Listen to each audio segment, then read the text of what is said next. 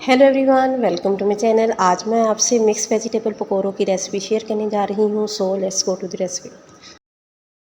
सबसे पहले हम इसमें एक छोटे साइज़ की बरीक कटी हुई बंद गोभी ऐड कर लेंगे। हम इस रेसिपी में जितने भी वेजिटेबल इस्तेमाल करने वाले हैं उन सब की हमने बरीक कटिंग करनी है। अब हम इसमें प्याज ऐड करेंगे। मैंने यहाँ एक बड़े साइज़ का प्याज ऐड किया है और प्याज की कटिंग हमने कुछ इस शेप में करनी है।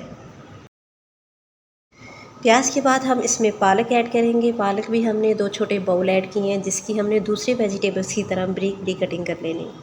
अब हम इसमें आलू ऐड कर लेंगे। आलू वो वेजिटेबल है जो हर तरह की पकौड़ों की रेसिपी में इस्तेमाल किया जाता है। यहाँ हम 4 मीडियम साइज़ के आलू इस्तेमाल करेंगे जिनकी हमने लंबाई के रुख में बरीक कटिंग कर लेनी है। अब हम इसमें बैंगन इस्तेमाल करने वाले हैं। बैंगन इस रेसिपी का सबसे मेन इंग्रेडिएंट है। अगर आप उसको इस्तेमाल करते हैं तो इससे आपके पकौड़े ज़्यादा क्रिस्पी बनते हैं और ये पकौड़ों के टेस्ट को थोड़ा इन्हेंस करता है। इसकी कटिंग हम सेम आलूओं की तरह करेंगे। जिस तरह हमने आलूओं को लंबाई के रुख में बरीक कट कर लिया था, सेम ऐसे ही हम इसकी कटिंग भी कर लेंगे। अब हम इसमें 6 से 7 बरीक कटी हुई हरी मिर्ची ऐड करेंगे। जो भी सब्ज़ियां हमने इसके अंदर ऐड करनी थी वो हम कर चुके हैं। सब्ज़ियां ऐड करने के बाद हम इसमें बेसन ऐड करेंगे और बेसन के हमने यहाँ 3 कप ऐड किए हैं। बेसन के बाद हम इसमें मसाले ऐड करेंगे। मसालों में हमने 1 टेबलस्पून जो है वो कुटी हुई लाल मिर्च ऐड की है। 1 टेबलस्पून ही हम इसमें खुश्क लाल मिर्च का पाउडर ऐड करेंगे। 1 टेबलस्पून हम इसमें गरम मसाला ऐड करेंगे। 2 टीस्पून हम इसमें नमक ऐड करेंगे और 1 टीस्पून हम इसमें अजवाइन ऐड करेंगे। अजवाइन हम इसमें ज़रूर इस्तेमाल करेंगे क्योंकि अजवाइन की एक अच्छी सी खुशबू होती है और दूसरा ये पकौड़ों के टेस्ट को थोड़ा इन्हेंस करता है।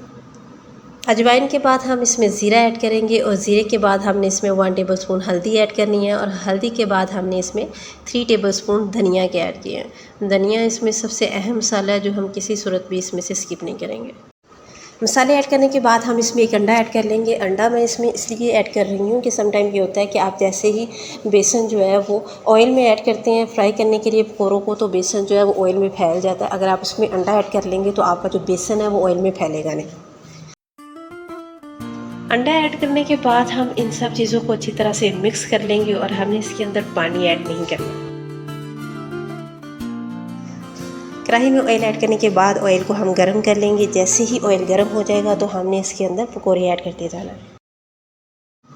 पकौड़े ऐड करने के बाद हम फ्लेम मीडियम टू लो कर देंगे। जैसे ही हम इसमें पकौड़े ऐड करेंगे तो हम 5 से 6 मिनट तक जो है इसमें किसी किस्म का स्पून इस्तेमाल नहीं करेंगे।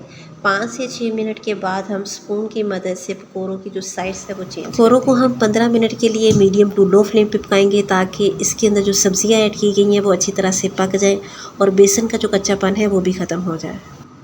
पकौड़ों को यहाँ फ्राई होते हुए तकरीबन 15 से 20 मिनट हो चुके हैं। पकौड़ों को जो कलर है वो भी ब्राउन हो चुका है। तो अब हम पकौड़े ऑयल से निकाल लेंगे।